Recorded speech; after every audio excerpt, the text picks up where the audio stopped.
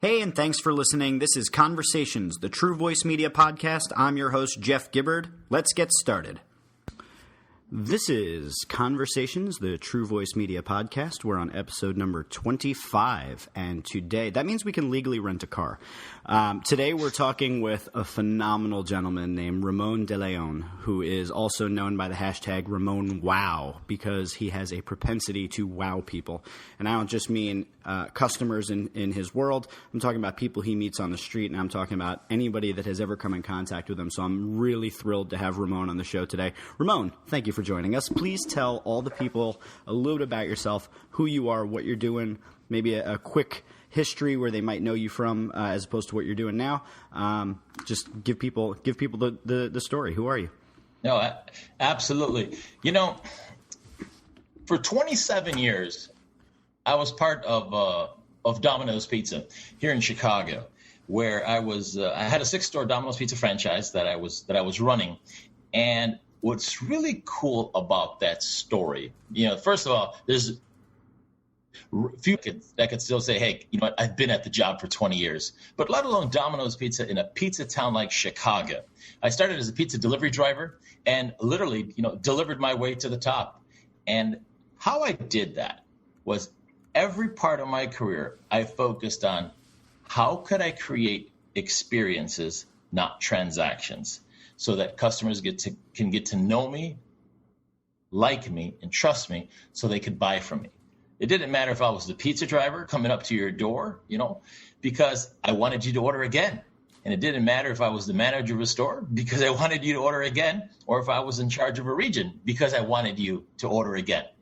And what I do now is I build upon that experience to share the stories and share the insights on how I use the tools of social media before it was even called social, to connect and engage my customers and really just let them get to know the face behind the logo. And through the comments, through the tweets, and through every form of communication, let the customers really know where your heart and where your mind is, and it's right with them. So you just said that kind of the classic get them to know, like, and trust you, because that's who people tend to do business with. But you're talking about that before that became sort of the pervasive notion throughout social media. I mean, we talk about that a lot, from everybody from Scott Stratton to Chris Brogan to, everybody any of the names you've ever heard has this know, like, and trust thing. Mm-hmm. But you've been walking that walk since before you were in social media, before there was a Twitter. You were doing that back in the day where you were a pizza delivery guy. Yep. Where did you how did that become your sort of philosophy? How did you get to be this way about the experiences versus the transaction? Like what inspired you to be that way? I mean, because a lot of people could be a pizza delivery driver and just be like, meh, it's just a job. It's just whatever. But you took it to such a level where you were able to actually turn that into something so much bigger. And as we'll talk about a little bit more, some of the things that you've actually done, which will be shocking to some people, I think. How did you start as a pizza delivery guy and have that sort of overwhelming sense of purpose? It all comes from home, what I learned from my parents. Now, in 1974, there was this 7-year-old kid who used to tag along with mom as she sold Avon. Now, just imagine, we're going back to the 70s here. 7-year-old kid with mom, door to door, visiting friends, visiting neighbors, selling Avon. So think of the tools that you have at your disposal, other than the Avon catalog and your word. So what I never understood is when we would go over to someone's house, why my mom would spend 20 or 25 minutes talking to her friends or potential customers about absolutely everything except what we were here for, the cosmetics and Avon book.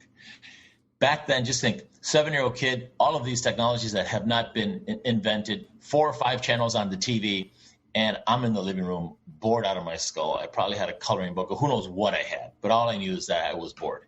The last 5 minutes that we were there, she would drop off, she would pull out the Avon book, write down her phone number with a call to action, please call me, and then write down the date of when the offers were the orders needed to be placed by. And then she would pull out another book and she'd say, I'm going to give you a second book in case you have a friend, a neighbor that you would like to share this with. So when we would leave, I would ask her, Mom, wouldn't it be faster if maybe I just like rang the doorbell, gave the book, put it into a mailbox, put it in between the doors? I don't know. I was just thinking, instead of doing 2 houses an hour, if I did it this way, maybe we can do 10 houses an hour or 20 houses an hour. And she would always tell me, she says, son, I am not the only person selling Avon in this neighborhood. I need people to get to know me, like me, and trust me so that they can buy from me and not someone else. So it doesn't matter if it's 1974 or 2014. That tidbit of advice worked then, and it worked now. So later, as I myself start working, even in jobs before Domino's, I always put that tactic to work, because especially, you're in a tipped business. Doesn't matter if you're a waiter. Doesn't matter if you're the pizza driver. You need to have repeat business so that you could potentially get repeat tips. Can you imagine today at a bar, a waiter or a waitress only serving somebody a drink one time, and people went there with the mindset saying, you know what, I'm going to get trashed today, but because I don't like that bartender, I'm going someplace else. So the thing is that when I would see how she would engage with customers, and she was creating experiences, not transactions, that's where the learning came from. The MBA of customer service came from Mom. That's awesome. That's so awesome.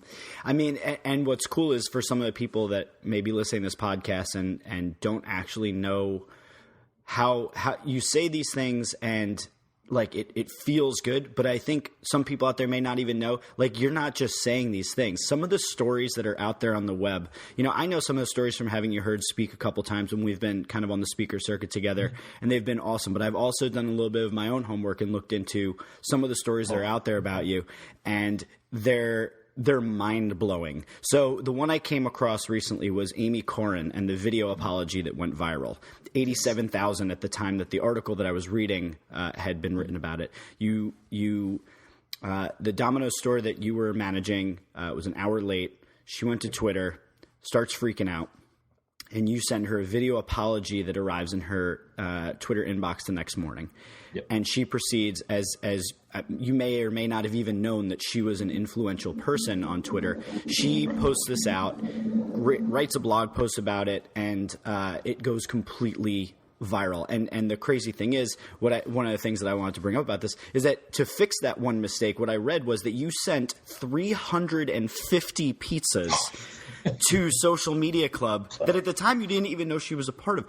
So the response there, when I read that, was almost so overwhelmingly over the top that you're really walking the walk. My question is, when you think about how to create these experiences, you could just say, I'm sorry, and send them a coupon. You could just say, I'm sorry, here's a free pizza next time you order. What is it about you? I mean, there's no like and trust, and then there's creating this sort of a thing where you are creating something that people would share 87,000 times. And this article was in 2010. I'm sure it's even more by this point. How do you think this is the appropriate response, is to go so completely overboard? Like, what is that inside of you? How can other people possibly access that? Because it's obviously worked out for you. Right. So what happened is, that actually happened in April of 2009. And the issue had already been solved at store level, meaning she had called the store, sent her another pizza, canceled that credit card transaction so she didn't have to pay for that order, plus gave her a voucher for a future order. So as far as the customer service experience cycle, it's an closed deal. There's nothing else to follow up. We made her happy.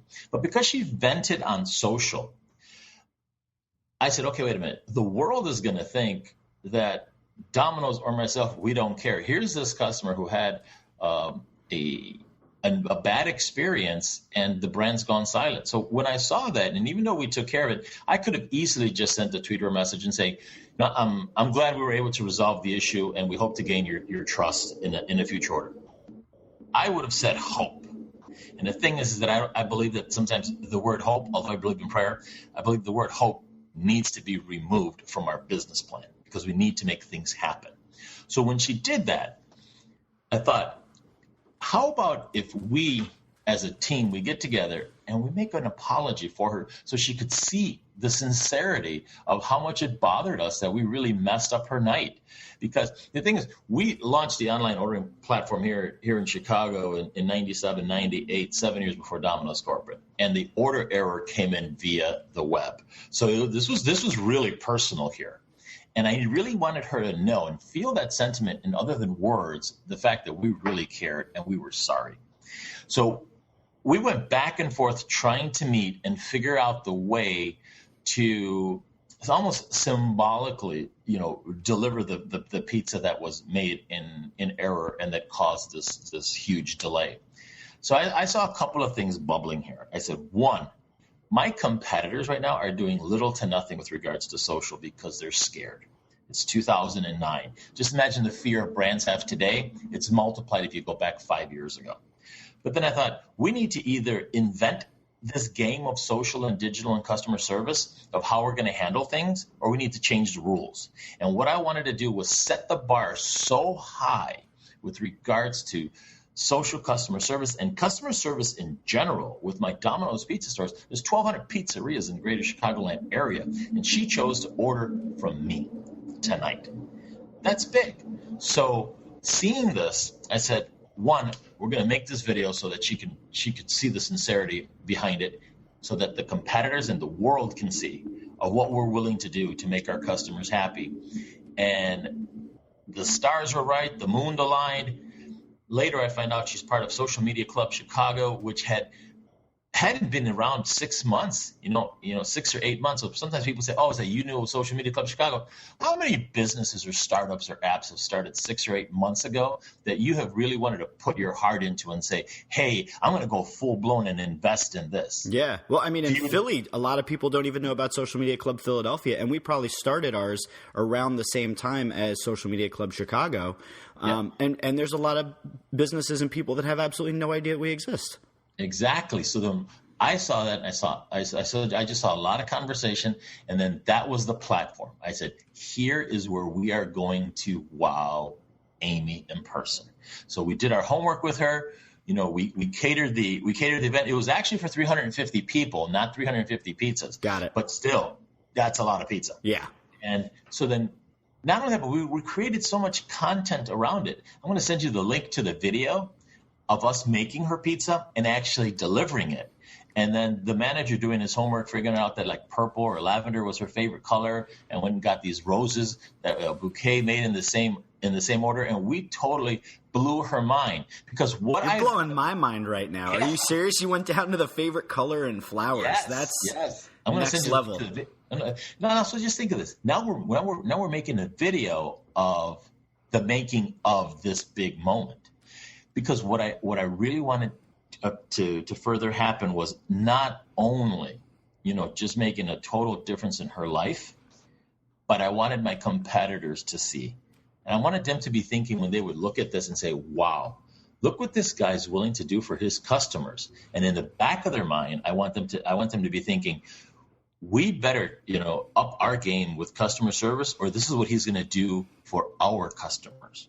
Because even before social and digital, when I was a rookie manager in 1990, I had this campaign that was called Pizza Insurance.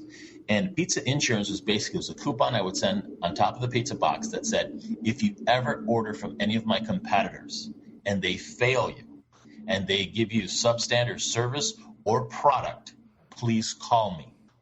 I will make it up to you. That is so awesome. Yes, Pizza Insurance. So the thing is that I was just taking what I had done before 1990 as a rookie manager. See, because that's the best time to steal customers, when they're totally irate with the brand that they thought they loved. And so in the pizza business I was at, and people would call. I would get 1 or 2 calls a week. And sometimes I get some calls, just people wondering about it. And I would say, sure, you tell me what happened. Oh my God, I can't believe that. They did that to you, this, that, the other thing. No problem. Next time you have a pizza need, here's my pager number. Reach out to me and I will make you smile. And so I figured this is what we're going to do with social and digital. You know what's really cool about that? Because so I have so many thoughts swirling right now, but the one that's really hitting me is that one, when you said you wanted to wow this customer so much that your competitors would look at and say, we need to step our game up, or they're going to do that for our customers. Yep. To a certain extent, even if you don't get that customer from your competitor, you're making a better experience for that customer by making them step up their game. And I just think that that is such an amazing thing to think that even if you don't benefit, you're still committed to the customer benefiting. But still, if they're not going to step up their game, you've got things like Pizza Insurance that you were thinking, if you don't step up your game, I'm happy to take your customer, and here's how I'm going to do it. So it's like you're hitting it from both angles, where you're saying it's not just, I'm going to steal the customer and make their experience better, but I'm also going to push my competitors to step up their game. And one of the things I've always said about social business is I believe that the more businesses that become social, the better experience it becomes across all industries for customers, for employees, and for the world in general. So I feel like there's a lot of social mission there to providing that better customer experience, because it steps up the game for everyone. Absolutely. So another thing that kind of crossed my mind as you're talking about this, I mean, we're talking about pizza, right? So pizza is kind of a very relatable thing. It's a very down-to-earth thing. Anybody could get down with the pizza conversation. I work with a lot of highly regulated industries, talking people in finance, people in law, people in healthcare, and there's all of these situations where saying the wrong thing could lead to 6 or 7 figure fines, depending upon which industry we're talking about here. Right. But the things that you're talking about, these experiences that you're creating, can these sort of experiences be created in these environments where there are such regulations? Does it just require more forethought? I mean, have you looked at how to advise clients or people in other industries on how to do this and how to provide that wow experience, the know, like, and trust in something that could potentially result in liability if they do it wrong? Oh, absolutely. You know, when Domino's Pizza went public, I don't remember the year, and now they're being, on the stock exchange. I had to be pretty careful with what I was talking about, on stage. I had to really be, cautious, not only what I was sharing in real time with regards to the store. So, I wasn't as regulated as pharma and finance, but I still had that cloud where I was, had my eye on it, to make sure that I didn't accidentally slip up and say, oh, I can't wait till we launch this Super Bowl promo, because it's going to, I had to be careful of that. So, but how could some of this stuff, relate into some of the most highly regulated industries out there? One of the things that I love to look at is what Morningstar is doing. Morningstar, financial advisors, presence globally, all over the world. And when I see how what they focus on is the experience that someone has when they are contacting you. It could be something as simple as, does my content render on their device? Is the information that they want accessible on my website? Is what I am talking about relevant and timely? So the whole thing is that no matter what the industry is, if you are already answering questions, if you are already engaging with customers face to face, it's just a matter of being relevant within the rules. And when you do that and you totally focus on what's it like for them contacting me, just think of something like Morningstar. These guys are trading literally, instead of maybe not 24/7, 24/5 around the world, markets all over the world, and in different languages. But they've been able to figure it out to the extent where when you talk to them, they always say, as a brand, build upon your Super Bowl moments. No matter how the world talks about Oreo and all this real-time marketing that happens, every industry has their big game day. In the pizza business, it was not only the Super Bowl, but it's New Year's Eve, it's Halloween. It's these big moments where you can let the world know just how awesome you really are and what differentiates you in the game of business. So with Morningstar, with them, it's this conference that an annual conference that they put on here in Chicago, and they build upon the experiences now, connecting with people online, connecting with people in digital, and now when they have a face-to-face global conference, that you just totally blow it out of the water. But the thing is, so many brands today, are just too concerned with what you can't do and not focusing enough on what you could do.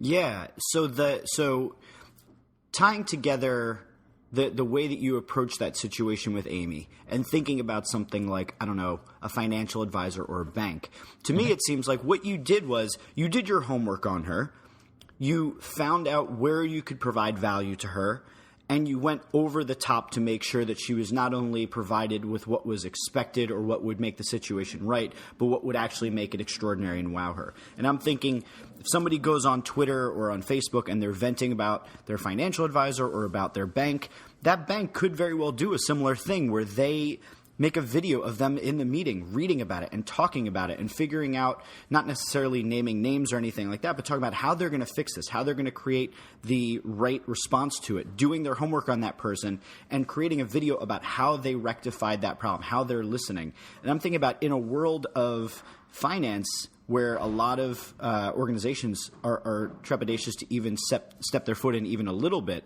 that sort of thing would be so over the top that I think that it could kind of break ground and make new things possible.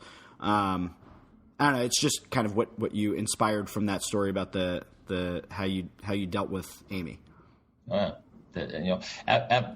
Absolutely. So another thing I think about is when I think of banks. And people are always asking me, banks and financial other examples that I always turn to is what they're doing in Australia with the NAB. I believe it's a National Australian Bank. So they have to their favor that they actually have brick and mortar locations. But the thing is that they have some flagship locations in Sydney and in Melbourne that you almost don't want to leave. They almost feel like they have part of it could be a co-working space, something that you could either have a membership for or maybe contract out by the hour. There's like so much stuff in there that's like you don't want to leave. It's like how ING has the coffee shops. Exactly. Yeah. Exactly. And then they have ongoing training. They might be doing a seminar on something that you could sign up for. You drop in because you didn't know it was happening. And it's like, when was the last time you, A, physically went to the bank, but B, once you're there, not be in so much of a hurry where you don't want to leave. Yeah, it's like, do you do what's expected or do you go to that next level and whatever that is? Yep. Yeah, and like I tell the world, difficult's good. If it's difficult for you, it's difficult for your competitors. Yeah. Well, one of the things I love that you've said, I've seen you speak a couple times now, and I love that there's always a moment in it where you say you have to love your customers better than your competitors do. Oh, absolutely. And can you talk a little bit about some experiences that you've had that have solidified that in your mind and some of the ways that you've been able to, in what you're currently doing and what you've done in the past and everything, how you've been able to live that? Well, see, here's the thing. Many times we think that everything has to be centered around just the purchase of the product, where somebody's contemplating, where am I going to go to vacation? Do I go here or do I go there? Do I buy blue or do I buy black? Now that's very purchase focused, and of course brands should be all over that. But when you truly are part of a customer's life and you're able to share and be part of it through social and digital, either following them on Pinterest, seeing where they're traveling, seeing what they're talking about, commenting on their blog, I would look for situations where customers needed help. And not necessarily help when dealing with me as a brand. So one of the things that I always believed in was treat your customers like friends. So when a friend is in need and you're able to help them, you're going to be there for them. So one of the biggest examples I've always shared was when a customer of ours was running the Chicago Marathon. It's a Sunday morning at 8:26 in the morning, and he tweets out a photo that he's missing an earbud. He says, my worst nightmare, 26.2 miles of only one earbud. Wish me luck. So, he does get visual in Twitter sympathy. But knowing where the route was going, I said, wait a minute. The route is going to pass one of my stores twice. It's 8:26 in the morning. And I just said, wow, I think that we could really help him. How? Just have one of my employees go over to a pharmacy, buy the best sports type headphone set, get a poster board with his name, and go stand out in the middle of the marathon. Now, it was easier said than done, and people thought I was crazy, but got an orange poster board. And I tweeted them out. Hey, look for your name as you run past Domino's. And we had like a 30-minute plus or minus window of when he would be running by. And when he ran by, we had the headphones for him. So it totally made a difference to him, to his race, and how much he shared that. But when you emotionally and truly engage with somebody at that level, for me, it was really important because the thing is that this was Domino's Pizza in Chicago. And when people would openly say, I just ordered from Domino's, I have Domino's Pizza on the way, oh my God, you're going to be questioned by friends and family. And they're going to say, seriously, dude, you live in Chicago and you're not only ordering Domino's, but you're kind of bragging about it. I wanted to make sure that they had digital bullets where they can tell people, yes, and the reason that I order from Domino's is because Ramon and his team or so-and-so down at the store or somebody, that they had a specific reason where somebody could say, I guess you're right. Where else could you order via Twitter from an airplane? So it's just those times. It's managing those micro interactions. We focus. Yes, I mean, the big picture and the goal and all of that is extremely important. But these micro interactions that brands and solution providers overlook are nothing but opportunities for those to pay attention. I mean, it's 2014. We're about to hit 2015. You've been doing the digital thing, the customer service, the wowing people since forever in your career. And if we look at social, you've been doing it at least since social started and maybe a little bit before. And it's still very difficult to convince prospects and clients that this stuff has value. I mean, I was on a call the other day, and I still have people who are saying, oh, we don't need to put out the twits on the tweeters or whatever you call that thing. And I'm like, really? Are we still at that point where you don't see the value in being able to listen and appreciate people and be able to provide them with experiences? Aside from your amazing stories and the things that have worked for you and how it's obviously paid off, how do you talk to people and outside of when you're up on stage and you give your presentations, I mean, everybody leaves jazzed because you put everything into it. I mean, you put everything in and everybody leaves inspired. But when you're having just a one-to-one conversation with that skeptic, and you've been doing this all this time and it works and they don't see the value in it, how do you communicate that? Like, how do you get it through to them quickly and efficiently so that they can see it? You have to bring it down to real-world examples that they're going to be able to connect with. So let's just take average customer, average type store, okay, if there is even such a thing. Something where there's a queue. So you're in line to pay. Doesn't matter if it's a grocery store, Target, Walmart, anything with the mart at the end. And the customer in front of you has a problem. They are either returning an item or they have to do a price check, or it's scanned $9.99, but on the board it says $7.99, or they have an online price match that they have to do. You can't help yourself but be curious and nosy to just listen. Doesn't matter if me and you are talking, we're listening to what's going on between the cashier and that customer. And especially if it gets heated, where it says, well, I don't care. The price over there says $5.99. Yes, but it says that the sale ended last week, Tuesday. It's not my fault that you didn't take the price. I mean, when it gets that, everybody's eyes and attention is on that. So many times what I do is when I talk to people about scenarios like that, I try and get them to realize in real world, in brick and mortar, in life, our curiosity is just incredible, where we just want to know what we don't know. And we will pay attention to that. Because the reality is the majority of your customers don't want to talk to you. No matter if you got 1 million followers on whatever. They don't want to talk to you. But what they do want is they want to see how you talk to others. Are you kind? Do you truly care about them? Because the day that they are in that person's shoes at the register, how will I be treated? What do I have to look forward to? And sometimes what I do is I'll paint scenarios like that and then make the parallel with social and digital and say, what's the difference when someone is going back and forth with a brand on social with regards to an issue that they're having versus being in the store? It's just scale. Whoever's in line and in store at that moment is going to see and hear what's going on. And if you're totally great and awesome at what you do, people are going to leave that place of business saying, wow, man, look what they did for that customer. Because in essence, as a business, you never want to let a problem leave your building, ever. It doesn't matter if you're at home, the spouses, the kids, the whatever. You never want to let a problem leave the door. So social allows you to keep a grip on the conversation and to keep a grasp on the situation and being able to handle it before it becomes, I don't want to say unmanageable, but now it's going to cost you more to be able to take care of it. Another example is I was hired to speak at a country in Europe, and this brand has 32 brands. So each CEO of those 32 brands was there, and then the managing CEO of the brand for the country. So basically 33 CEOs in a room. And when the agency brings me in to talk about e-commerce. And I look for their profiles on LinkedIn, on social.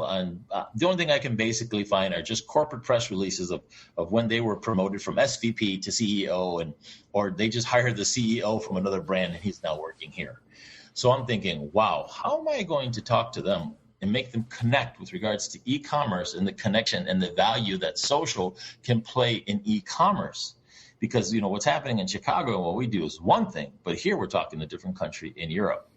So I had to paint the picture with regards of how social can help them personally. Asking them, does anyone here have grandkids? Does anyone here have a busy schedule? And, the answers to that are yes. And then, okay, so, your grandkids, I'm sure you absolutely love them more than life themselves. Do you have a picture of them? And then a couple of people said, yes. Actually, I wanted to say, wow, it's so cool. You have a picture of your grandkid in your wallet. That's a dying thing, but that's incredible. And the majority of them said, yes, I have it here on my BlackBerry or whatever device they had. So then painting the picture of the emotion and the connection. So it says, so whenever you want to get up to date on how your grandchild is doing, because, you're traveling, you might not be able to go to their soccer game or see a performance that they're doing at school. You can rely on your device and then asking them, so where do you see some of this? Well, they'll send it to me, or it's on Flickr, or it's on, the family has a website or something. Then making those parallels to business. So what happens when businesses can have this same type of connection and emotion, with a brand, and they want to know what's going on? Where are they going to reach for that information? On their device. But what happens if you're not there? And what happens if these missed opportunities?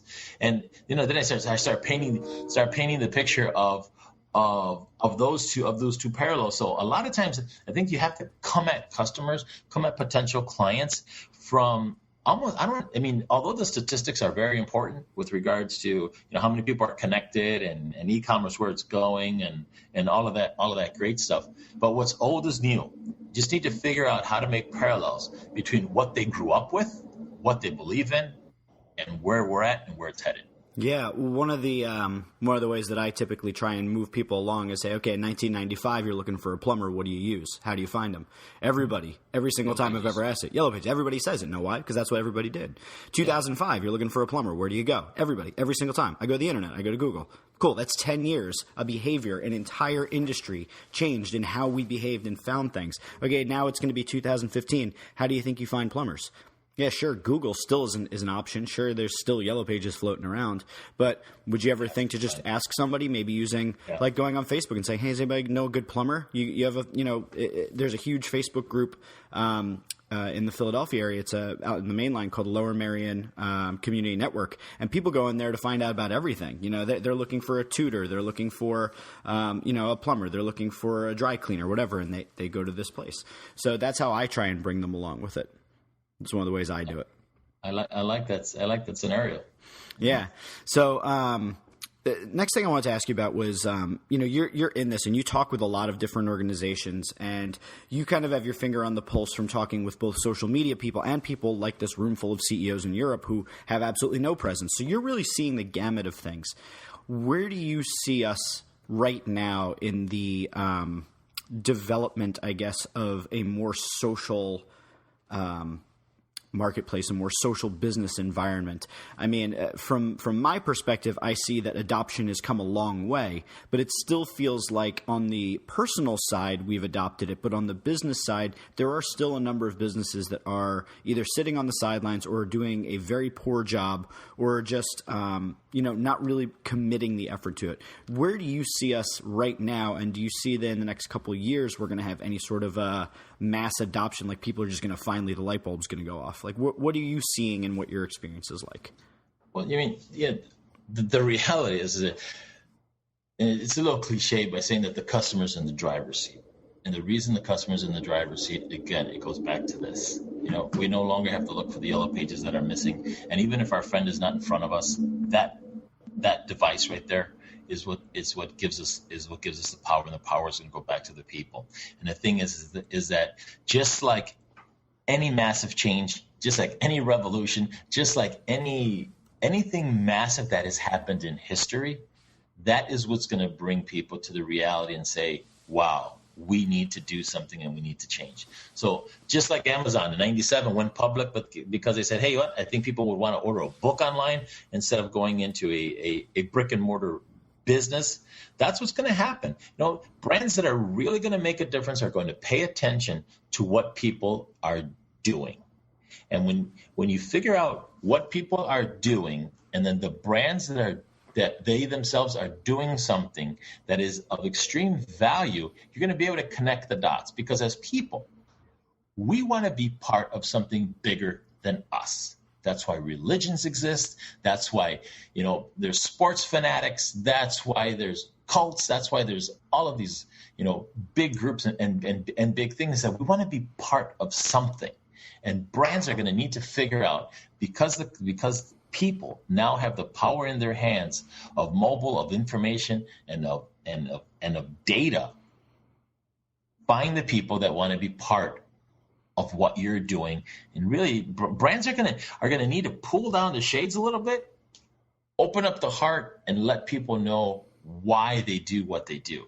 Yes, back in the day, we made pizza because I wanted to feed the hungry, but when you open it up and say, the reason that I'm doing this is that I want to provide employment and jobs for the community. I want to help mentor people where they themselves could potentially be an entrepreneur. I want to be an asset for students while they're in school, so they can learn some of the importances of social and digital with regards to stuff that they're not being taught in school. I want to be there to help mentor students as they enter the business world. See, now it's two different things. One thing is making pizza and feeding the hungry. But when I opened up and I let people know why I was truly doing what I was with regards to digital, so brands are eventually going to figure that out. And look at some brands today that are making changes because they have to. IBM is a really good example. Sometimes I even look at deluxe checks. When was the last time you wrote a check? And you start looking at how they're developing and changing their business plans. And those that are paying attention are going to be able to do that. Otherwise, you're just going to be a case study and say, this was a brand that once existed. Yeah, like Kodak. Ha! Yeah. Yeah. Yeah. Yeah. You look at today, what does Kodak sell? What do they do? They owned the cameras.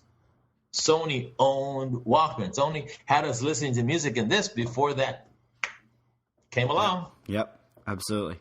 Ramon, you are just always a pleasure to talk to. I love your energy. I love your enthusiasm. And the stories that you tell and the way that you communicate your points is just so real. And I just really appreciate that you can make things so relatable, because I feel like there's a lot of fear out there about it, and you're really walking the walk and showing people how to do it right. So I really appreciate you coming on the podcast today. I know it was tough for us to get this scheduled. I hope it's not too long before we see each other again and get to hang out, maybe go to a conference together. But I appreciate you setting aside the time. I think this is going to be really valuable for people who just don't really get how to care about their customers the right way, or how they can use digital to make that a little bit easier. So thanks for coming on. One last thing before you go, tell people where they can go and be social with you, learn a little bit more about you, and just follow what you're up to.